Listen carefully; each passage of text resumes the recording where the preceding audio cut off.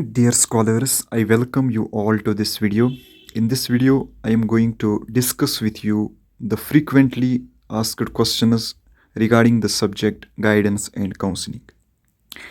This video is beneficial for BG, PG as well as B.Ed students. By preparing these very questions, you can easily score more than 80% marks. So, let's get started. Subject name guidance and counseling. Frequently asked questions. Question number 1. What is meant by the term guidance? Question number 2. Elaborate the principles of guidance. Question number 3. Differentiate between guidance and counseling. Question number 4. What are the steps of directive counseling? This was all regarding most important questions of guidance and counseling. Hope you enjoyed this video.